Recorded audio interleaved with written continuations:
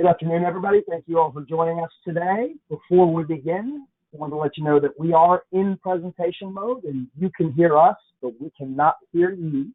If you have any questions, please click on the question icon on your screen and we will answer your questions toward the end of the webinar.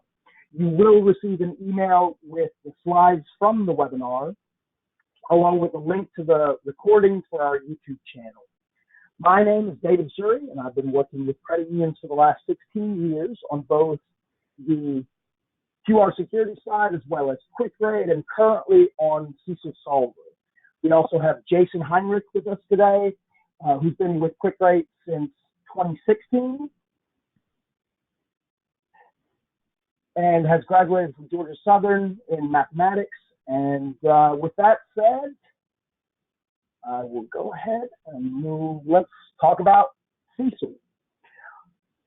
One of the comments we hear on our demos is what is wrong with the current incurred loss model? Why the change?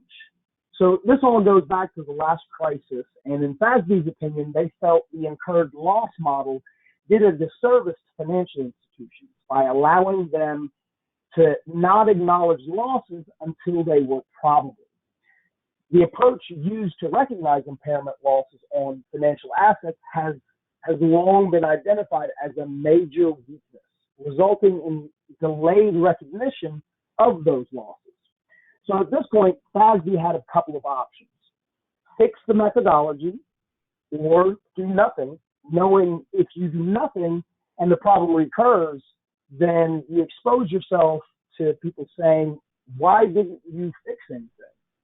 Clearly, FASB decided that was not going to be their solution, so they decided to fix it, and CECL was that fix. This means learning a new way to calculate your reserve, but at the end of the day, we are just calculating a reserve. We'd like to say we're playing the same game, just with a new set of rules. We're still going to focus on reserves. We're just going to go about it in a slightly different manner. So let's talk about some of those changes. I think you'll see here there are a number of areas where CECL and CECLSolver can feel very similar to the things we've done in the past with the incurred loss methodology. And one of the reasons we like the WARM methodology is its similarities to the incurred loss model. First, CECL will be different in the way that we'll be looking at losses over a longer life of the loan approach instead of looking at losses over an annual or a couple of year look back that most institutions do now with their ALLL.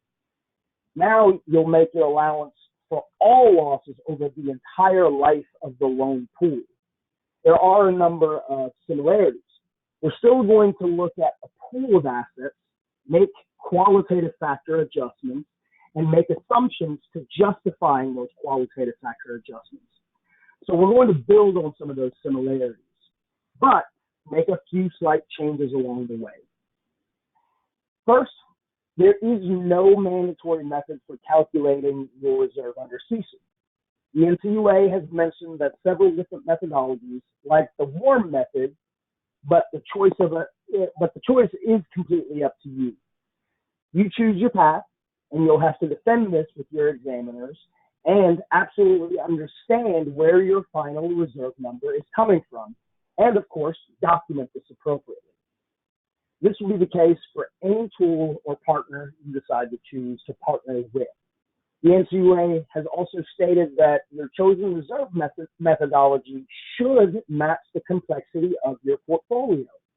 For most traditional credit unions under a few billion in assets, a call report driven analysis using the WARM methodology will be perfectly acceptable. You do not need to engage in highly, overly complex modeling or loan level analysis. When it comes to implementing CECL, there are some practical considerations. First, how much data have you collected? Do you have detailed loan level data going back at least 5 years? To do a more complex loan level analysis, you'll need to have the data collected and reconciled before you even start your first actual reserve calculation, a process that can take a couple of years. For other warm options, what is the actual cost? Is it Excel-based? How much actual work do you think you'll have to allocate to calculating your reserve? 3 options might not cost any money, but tend to be expensive when it comes to your time. How about data from outside your credit union? What have the loss trends been in your state? How do your losses compare? Having good internal data is important, but having comparable peer data will be very helpful, especially in areas where you have little to no losses. Peer data can help to establish reasonable and supportable CECL reserves and further support your reserve figures. In the end, we feel CECLSolver hits the perfect balance of simplicity and automation, while still giving you the ability to add complexity where needed. In the very beginning, we saw the original guidance for CECL. That guidance was for more hyper-complex, massive institutions. And we know that would not work for most of our credit unions. So we set out to create a CECL tool that was easy to use, collected the relevant data for you, and to create a CECL tool that was just easy to understand and follow. We also wanted to create a CECL solution that was quick to implement and easy to maintain from month to month or quarter to quarter. We feel we've done exactly that with CECLSolver for credit unions, which brings us to our live demo. And with that said, I'm going to go ahead and turn the presentation over to Jason Heinrich.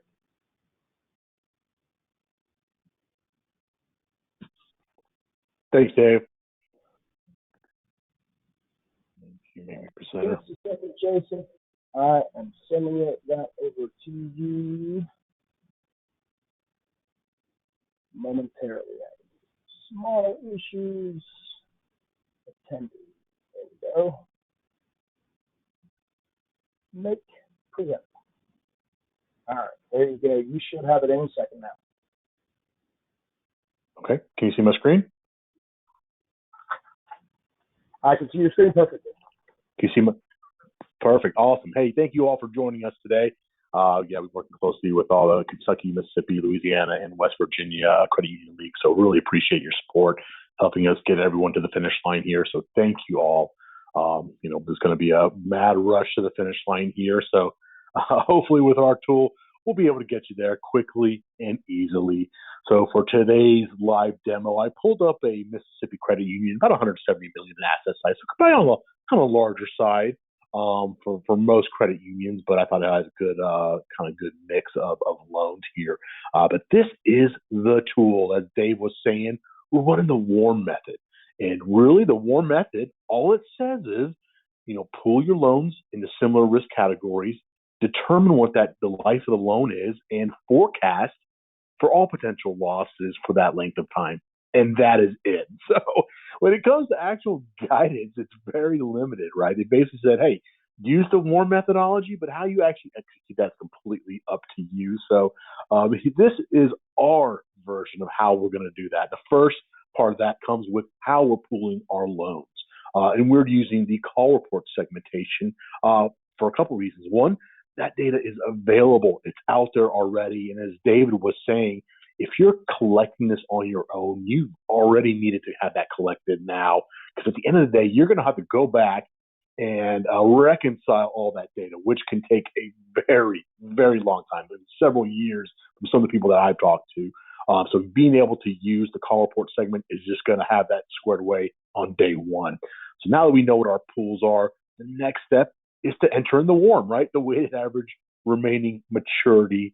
So let's look at this. Let's pick on, we'll do used vehicles today. So here, our tool is completely interactive and dynamic. So as soon as you make a change, you'll see this update on the fly. So let's say our used vehicle duration here is 3 years. Well, again, what CECL is asking you to do is to forecast the next 3 years of all potential losses in your used vehicle segment. And that's going to be a little bit different for each loan type, right? Your mortgages have a lot longer warm. So we're going to be looking at a lot longer time frames versus something like payday alternative loans that might have a duration of 3 months. So they're all going to be dictated by their warm for each one. So on used vehicles, we need to forecast the next 3 years of all potential losses. A hard thing to do, right? Who can look for that length of time to know what exactly your losses have been or going to be over the next 3 years? Well, that's where our tool goes to work and shows you what your losses have been over the last 3 years. And we think, hey, all things considered equal, that's going to be a good place to start when it comes to CECL. So right now, it's saying for this credit union, the last 3 years, about 48 basis points of charge-offs for the last 3 years. And if we can use that as our kind of expected future loss rate, we're looking close to about 166,000 in implied CECL reserve we will need to keep on hand for that. But before we get to the second half of CECL, let's look at this data a little bit more closely. So here we can click on the historic analysis tab and see exactly where all this is coming from. So here you've got all the loan balances, and you'll see all the different warms are denoted by these little blue bars here, just showing our look back, right? We're collecting the losses for this length of time. So the longer they are, the more losses we're going to be collecting. So we do have the balances. We also have the gross charge-offs from your call report. We also can see your recoveries. And finally, we can actually calculate the net charge-offs. So this credit unions, here's their history, their net charge-offs over the last few years. So it looks like, kind of 260 jumped up to 3, and we're steadily increasing here, about 17 or 18, but looks like in 19, it kind of started to taper down. And of course, during the pandemic, which, we see this a lot, is that, we have a lot lighter losses in these 2 years, kind of contrary to what we expect to have happened with everything that was going on at the time. But a lot of the times we're seeing net recoveries, no losses, very light losses. So it's last few years have been interesting to say the least. But we can see all of that. So we know exactly what your losses have been. We have the new updated call report segments. So kind of a jump, right? Instead of the all other loan category, now we have the all other unsecured and all other secured. So we have a few new segments that we're looking at now at the beginning of this year moving forward. So we can see all of this and use that in our analysis. So let's look at the used vehicle segment again.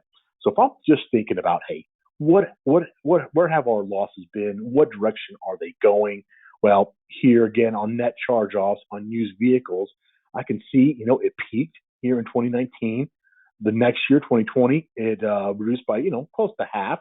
And then 21, we're down to about 17,000. So a negative, right, where our losses are decreasing here over time. So if I'm trying to guesstimate, right, what my losses are going to be for the next 3 years, well, if the current trends continue, this loss rate is going to be a little bit higher than what I might expect to happen going forward, right? If I'm still looking at my internal data and saying, hey, charge-offs are still very low, my delinquencies are still very low, I expect this low loss rate to continue for the next, at least the rest of this year. Well, hey, let's reduce our historic loss rate by 10 basis points. And let's say, hey, I want to make the case to my examiner, instead of 48 basis points, that 38 basis points is going to be closer to where I need to be, or 131,000 in reserve. Now, a big part of this is going to be to track your thought process, right? I'm going to add in notes here just to kind of describe what I'm looking at internally now and just how that's different from the last few years. So we'll just do that and do this for each single bucket until we have our total reserve done. So at the end of the day, very easy to do. But let's look at something like here, this payday alternative. Well, again, very short duration. We're looking maybe a third of a year, right, to half a year. Let's go to 6 months here. Let's do 0.5, right, for half a year. And we can see the loss rate changed quite a bit, right? We went from positive or net recoveries to a small reserve there. But what happens when you do have, let's say, over the life of your loan, a net recovery? Well, right now it's saying you're going to continue to have a net recovery over the next 0.3 years. And of course, your examiner probably will not be too happy with that. So we need to kind of figure out, what this really needs to be. Well, again, we can play around with the numbers a little bit more, make this a little bigger, and get a true loss rate. But when we're running this analysis on your credit union here of all your losses, all your durations, we're actually running that same analysis on every single credit union in the country. One of the other benefits of being able to use this call report. So here, I'm looking at the southern region for peer group 5. So that is credit unions 100 to 500 million in the southern part of the country. This is their losses, right? We can see what the losses for all these credit unions are. And again, we could drop to a state, regional, or even go to a national level. Moreover, we can jump around a bit between, peer groups. Maybe you're sitting at peer group 3, 10 to 50 million, and you're, 49 million, and you kind of want to know, hey, well, what does peer 4 look like once we hit that? You can certainly swap to that and see the losses for those credit unions here. So looks like over the last 0.3 years, you've had a net recovery of 42 basis points, but everyone else has had closer to a 1.12 in losses. So let's make this at least positive here. Let's put it in a 1%. And we think, hey, we're going to get closer to about a 58 basis points in future expected losses. So we're happy with that number. It says we need about 3,300. And again, I'm going to plug in my notes. A big part of this is to think about, how are you going to explain this number to your examiner, right? You want to have as much supporting data as you possibly can. Well, we know that your true loss rate has been a net recovery, and the loss rate for everyone else has been 1.12. So your real number is going to be probably somewhere in between there. Well, that 0.58 falls right in between there. That 33 probably good enough. So, hey, we're great. Let's add in our note, and we're good with that one. And again, we'll continue to move down this list. We have everything all calculated. Now, depending on how complex you are, you might be able to make, just one simple adjustment here. But, as you get a little more complex, you have the ability to add in, a lot of plus and minuses here, right? So we're looking at a lot of internal data, and here's some of the Q factors that have been kind of put out there, right? Your lending policy procedures, portfolio mix, lending management staff. So let's say, hey, you've lost your all-star collections person. Well, that's going to be a problem, right? Your recoveries aren't going to be as good until you get somebody new in there, and that might take a little while. So you might say, hey, look, I know we're going to have some losses. Our recoveries aren't going to be as good. So I'm just going to be conservative, and I'm going to add 5 basis points to every single segment here down this list, right? Just because of that. So there's a small adjustment for everyone that we're going to be adding to. And just like that, again, we have additional notes area to add in our notes. So there could be a lot of different things that you can look at, right? Problem loan trends, something like past dues. As those increase and decrease over time, we can make adjustments based off of that. So, obviously we've had declining losses in our used vehicle segment, right? Here's the last few years, and this blue bars are the losses for this credit union. They've really dropped off, right?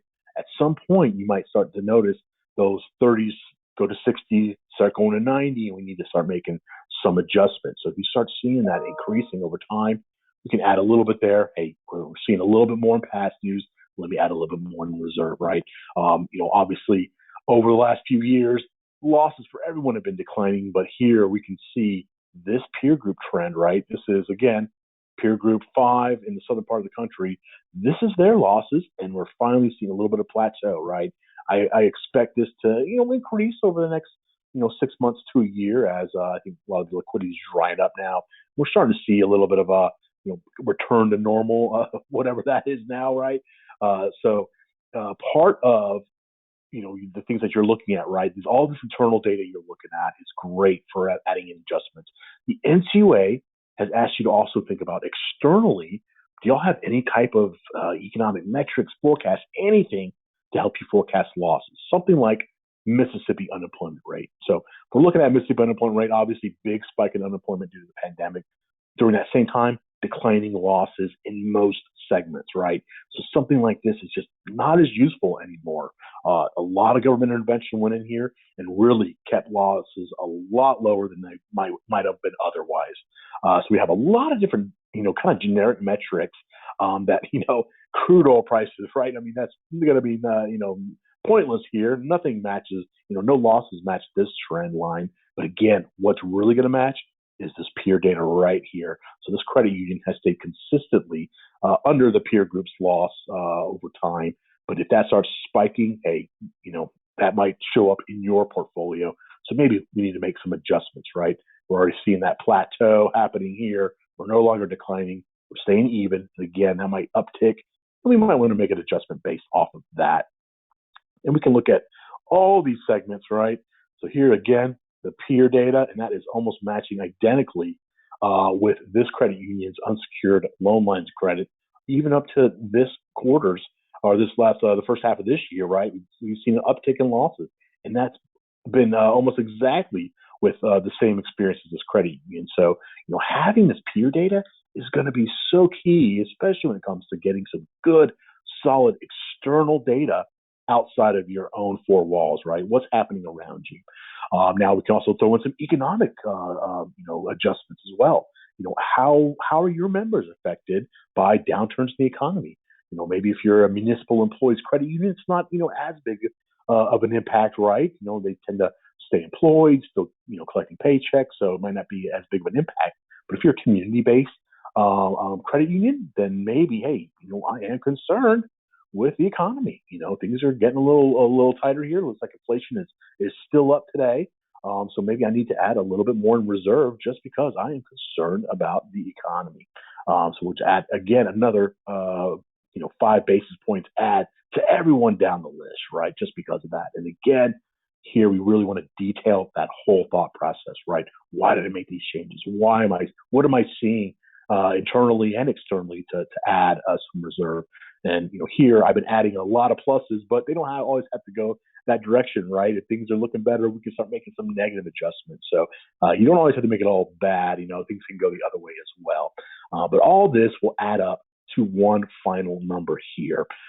But at the end of the day, y'all, all we're trying to do is figure out how much do you need in reserve for this length of time, for this, this pool of loans. How much do you need for new vehicles over the next 3-4 years, right? You've had this loss rate, and if that continues, well, you're looking at about 30,000. Does that sound good? Do you think it needs to be more? And those are just some of the, just basic questions you're going to want to ask yourself here, right? What number do you think you really need to have in reserve for the length of the life of these loans? And once we got them in there, add it all up to get one final number. And we see what you currently have in reserve, and whatever's left is your surplus or shortfall. Of course, these guys will probably be pretty spot on to what pretty even. We've added a lot of additional adjustments here to kind of increase things, but yeah, that's the tool. Very easy to use, very easy to run. Let's say this is Q2, and I'm going to save that right here. We'll call it 6/30/22, and I'm going to create that analysis here. So this will be saved in the cloud on our servers here for you to review at any time. I also recommend exporting this out to Excel or PDF. I typically like running the Excel just because I can add a lot more detail in there. I can add more stuff, but everything we looked at here will be included on the report. So this is something that you can then disseminate to your examiner, your auditor, a board member. So all that is here, and everything you'll see, even in the Excel format, is formatted, right? It's not just a raw data dump. This is the summary page. It has everything that we looked at, all your adjustments, all of your notes, right?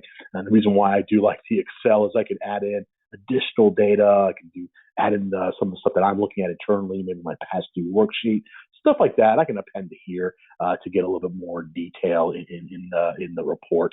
And nice thing about our reports is you can really pick and choose what you're including in this and what you're excluding. So maybe for a board member, summary is good enough, but your auditor examiner, they're going to want every single thing here. So you can certainly include that.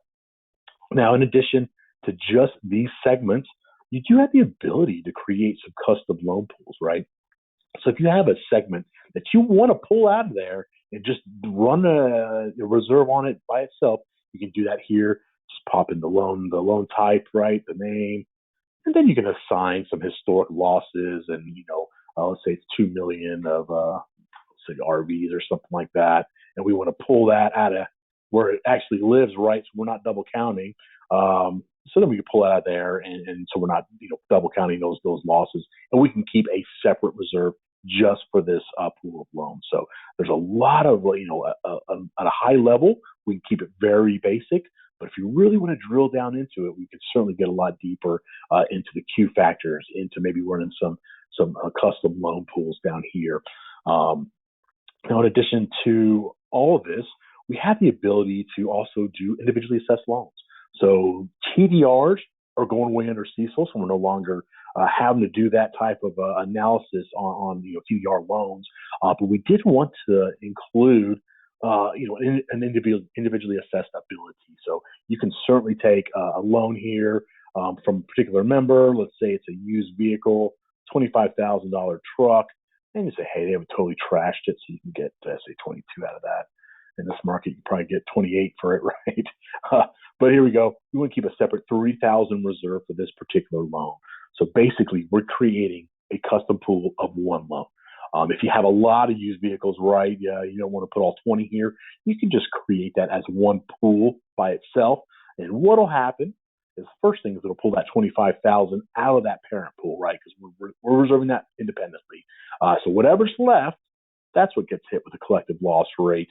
All this total comes in here, and our individually assessed loan gets added in right down there. So just a great way to kind of preload losses.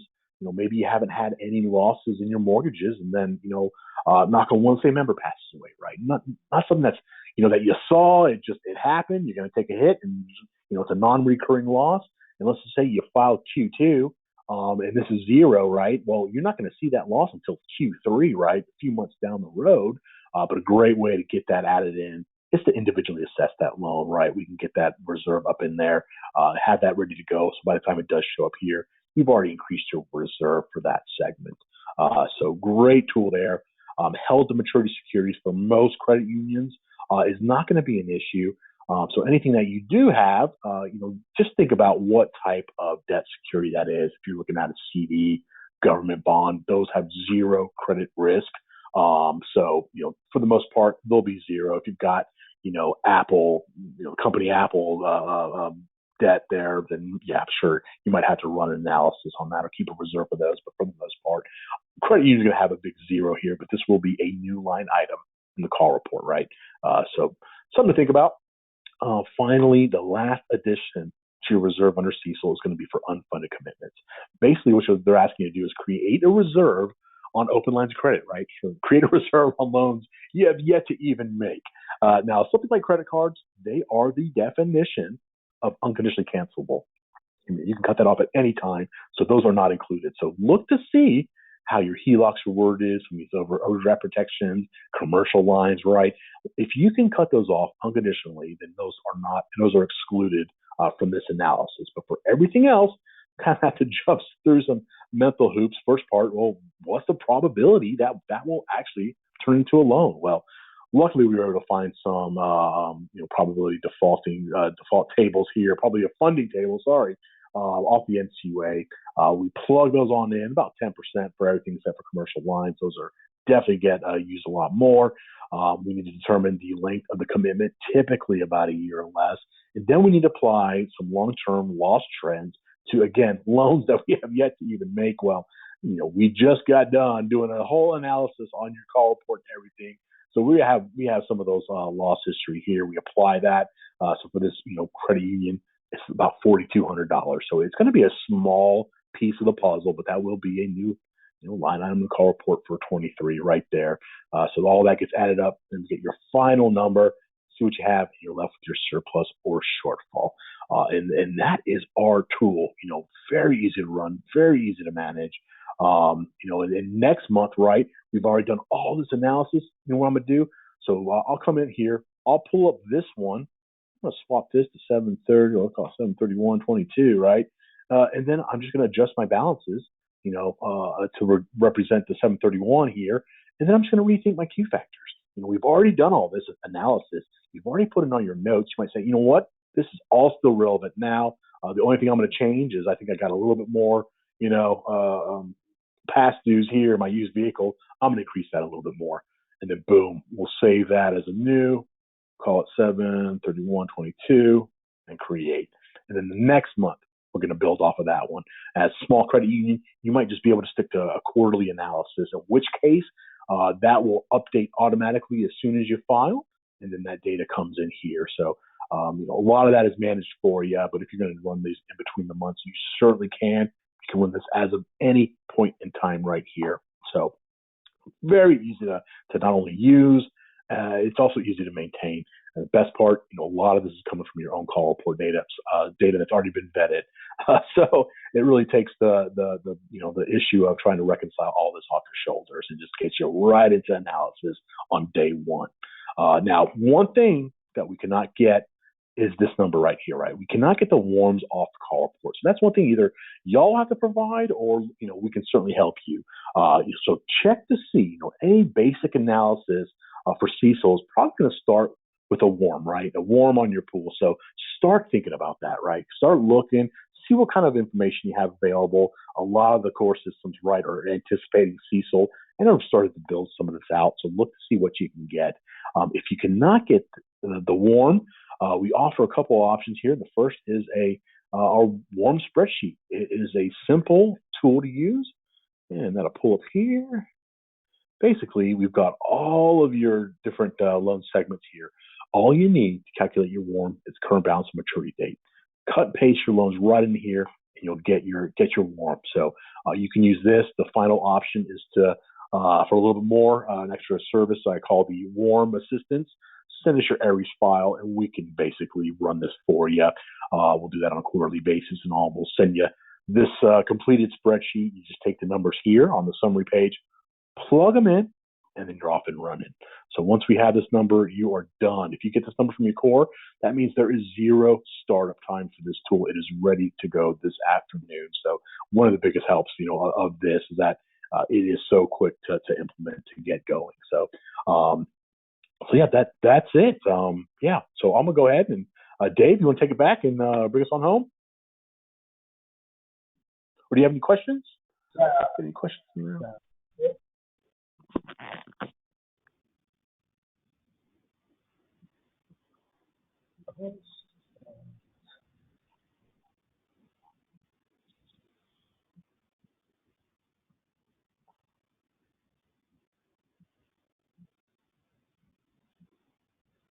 Switch back to you, David. There you go. There we go. I can see it. Thank you, Jason. Yeah, here's some of the after this we're going to email y'all the recording as well as the slides. We wanted to include some screenshots here. So again, this is just kind of going over some of the main points, right? You can change the as of date, how to save, user guide, segment level notes, things like that. So you'll have just a good idea of what everything is. All right, next slide, Dave.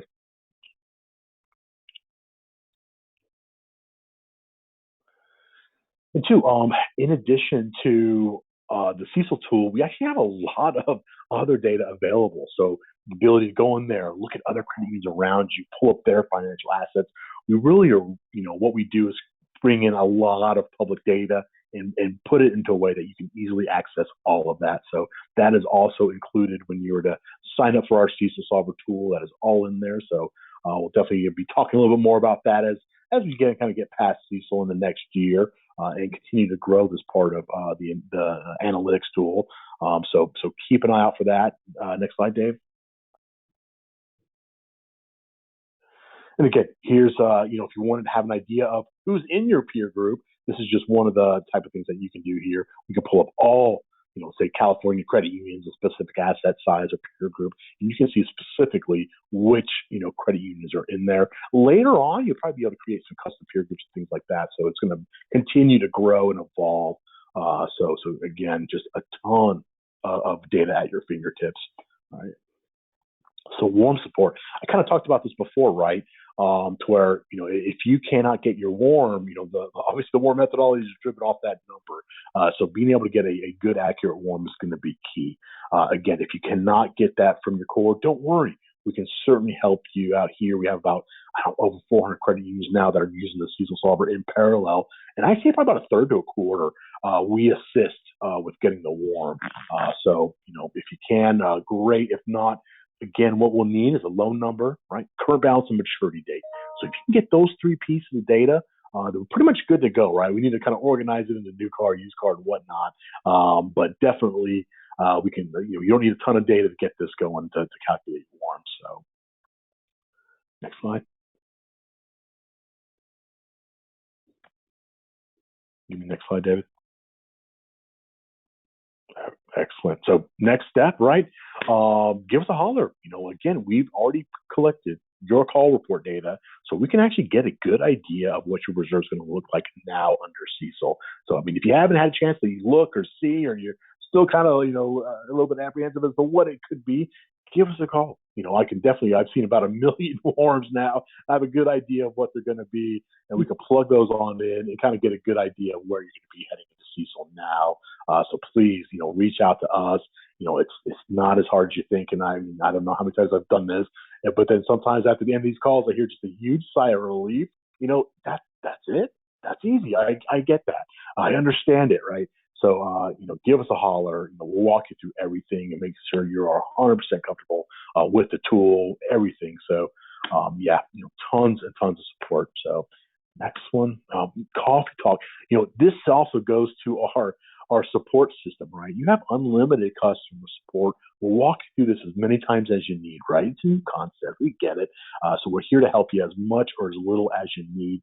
And one of the other things what we decided to do was to bring on all of our users on a basically an open forum type webinar, right? Just to say, hey, what have y'all heard? Has anyone had an exam recently? Did your examiner say anything? Did they give you any additional guidance? In all of our conversations with the NCUA, we kind of gather that they are certainly behind, right? They're still trying to figure all this out. They didn't even want to have to deal with CECL at all, right? They're trying to get everyone exempt, but so playing a little bit of catch up here. So they are definitely going to be behind, but in all our conversations, basically we gather that they're going to basically take a light hand over the next couple of years. But definitely we feel that there's going to be a lot of evolution to CECL, right? As things get solidified and we kind of figure all this out, there will be a lot of changes. So we'll discuss those here on the Coffee Talk webinar, to show you what our the updates are going to be, what they're going to look like, so you can preview those. We also bring on guest speakers. I believe this next one, we're having an auditor on just to discuss CECL from their point of view, right? What are they going to be looking for? So this is a great opportunity for you to come in there, ask questions from them, from us, and other credit unions to see what they're doing. So a ton of support with the CECLSolver. It's a whole community-based approach that we're trying to use to get everyone to the finish line. So please check that out. Would love to see you all there. It is a ton of great information. I think that's about it, right, Dave? We got one more slide. That is it. And these talks are pretty educational in nature. So like Jason just suggested, they're great for our credit union community. Let's see if we have any questions.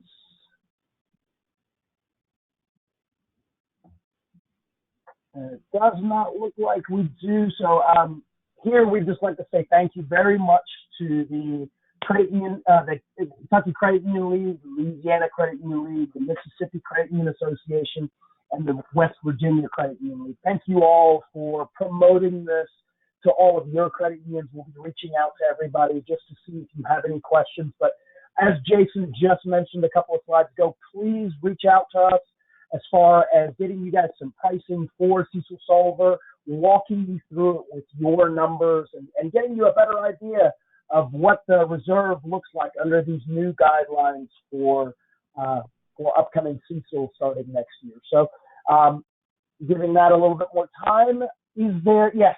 So we did have one question come across. Is there an estimate of cost?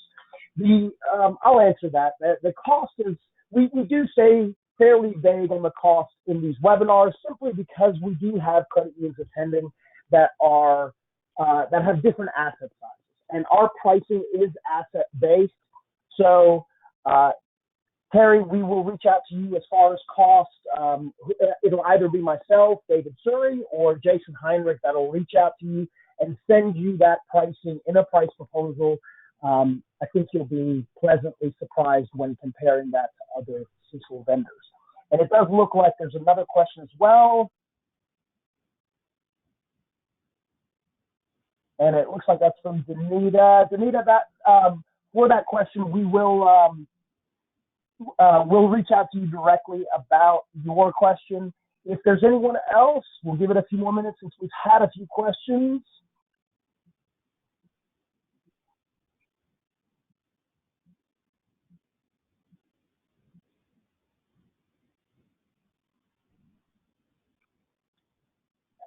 I think that is about it. Nope, looks like, yep, a few more people contacting about pricing, just saying, please reach out. We'll be happy to do that. We'll get you some pricing for your credit union. I think, like I just said, I think you all will be pleasantly surprised at the pricing when you compare it to other CECL vendors, especially the hyper-complex models. I think with that said, we'll give it another 20 seconds or so for you to finish typing any questions. If you do have any, Jason, is there anything else you'd like to add? No, that's it. Yeah, give us a holler. We'll run you through everything, and we'll get the CECL things squared away for you, quick and easy.